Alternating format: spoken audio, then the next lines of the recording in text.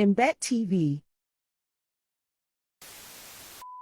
Magandang araw mga kaimbit at samahan niyo kami sa aming unexpected adventure patungo sa Maramok River. Dito lang yan sa Norzagaray, Bulacan.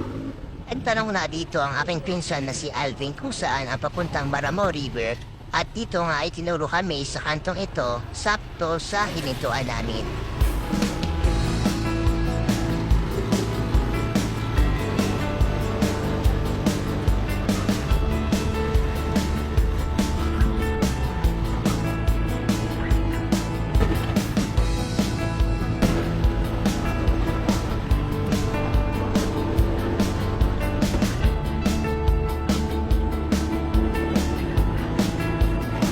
Dire-diretso lang ang daan dito pa kaimbet hanggang makita namin ang signage ng Maramo River. Dito mga kaimbet ay nagtanong na kami kung paano pumunta sa Maramo River. At dito mga kaimbet ay in-explain na rin ng mga tao dito kung ano yung mga babayaran naming mga fee papuntang Maramo River. Susundan namin mga kaimbet ang aming magsisilbing tour guide pababa ng Maramo River.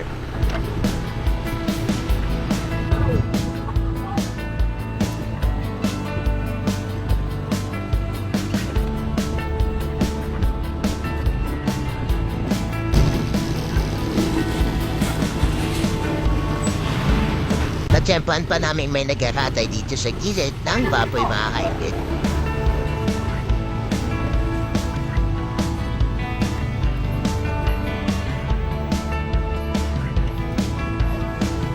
Dahil biglaan nga lang ito mga kaimbit, huminto muna kami dito para bumili ng aming maiinom at makakain pagbaba namin sa Maramo River. Sinundan muli namin ang aming tour guide mga kaimbit dahil sa ibaba pa daw ang parking.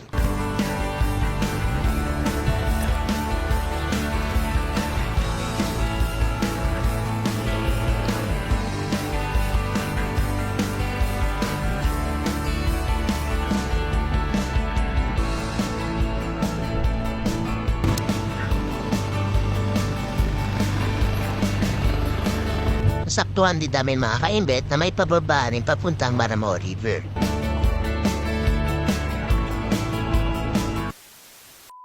Kaya mga kaimbet, sasakay na natin.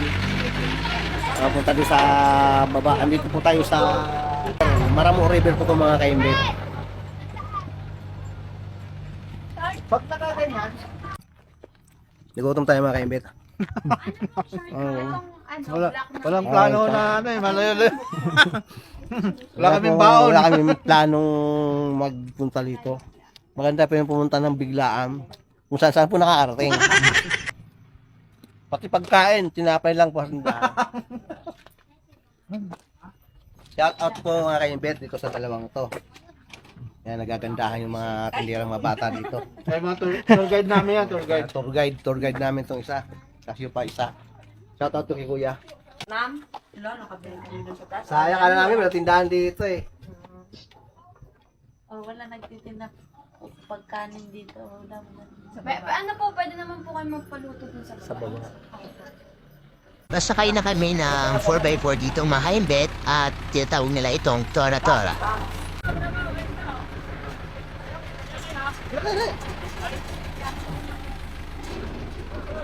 Hindi na first and only first. Boys first na ngayon. Kaya bet, bababa po tayo sa baba. Po, tayo po.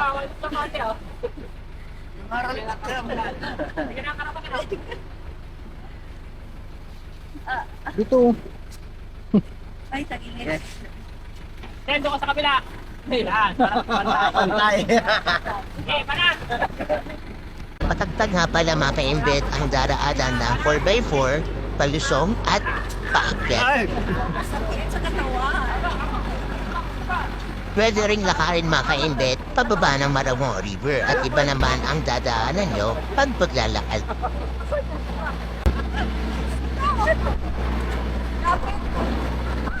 Kaya pala sa Rida, nilataan natin ano? Oo. Kasi kung ano, hindi makakakit diligan.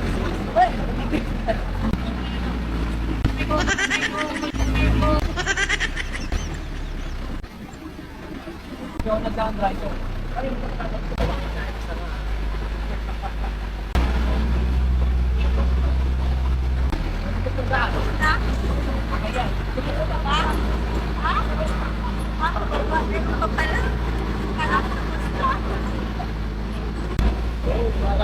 Perapan dito. Mabay doon. Bravo, bravo.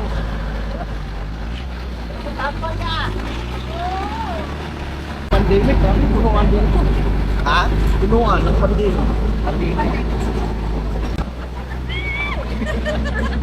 Todo kapit talaga kami dito mga kaimbet dahil napakaalog at uga talaga ng sasakyan.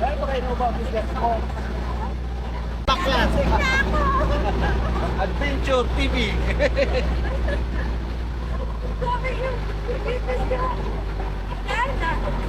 At kailangan nyo din yung ko mga kaimbet dahil may mga puno sa gilid ng daraanan.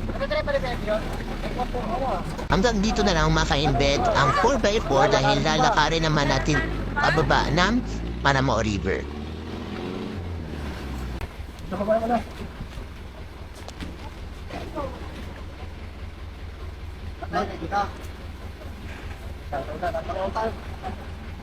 Ako na kami iba.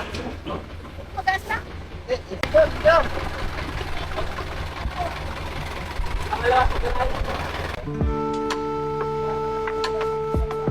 Kayang makitan dyan.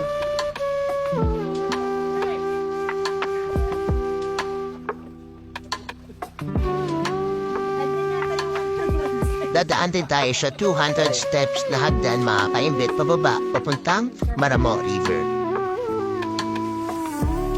Pwede lakad lang tayo, walang gulungan. Mamadali. Huwag mo nang unahan si Alvin. At dito na magsisimula mga kaimbet ang hagdan pababa.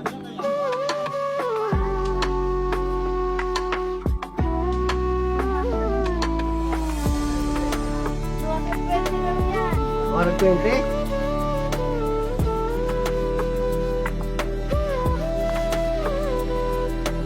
Ayan na, tabaw na, amoy ko na. Lalong tabaw.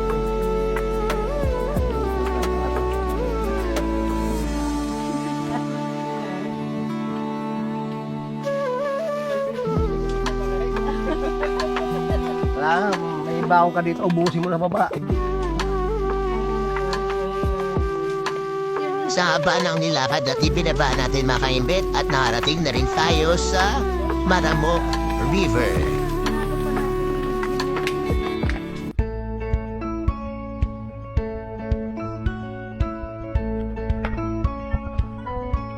At dito mga kaimbet ay naghahanap na kami ng magandang pwestong cottage. Pinadaan ko dyan eh.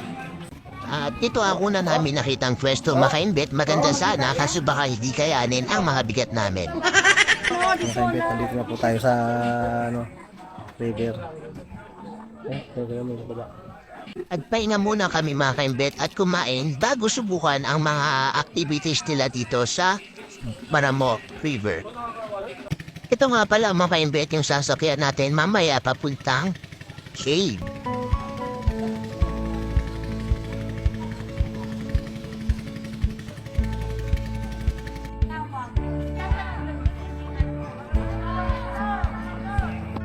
Dito mga ka-embet ay nakasuot na kami na aming life vest. Ito nga pala mga ka-embet ang kanilang mga tourist attraction dito sa Maramo River. Bago kami sumakay mga ka-embet ay nag-picture muna kami dito sa may welcome to Maramo River. At sakay na kami dito mga ka-embet sa ating balsa papuntang kuweba.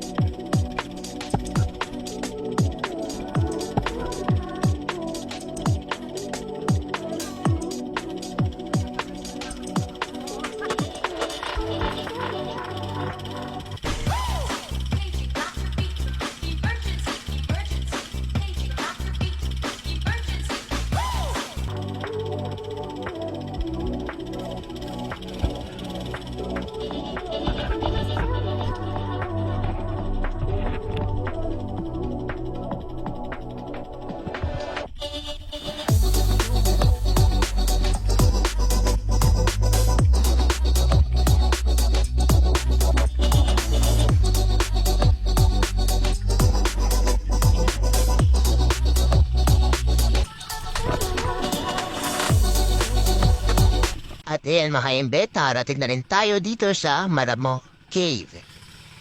Abangan nyo ang ating part 2 mga kaimbet sa ating Maramo River Adventure. Embed TV.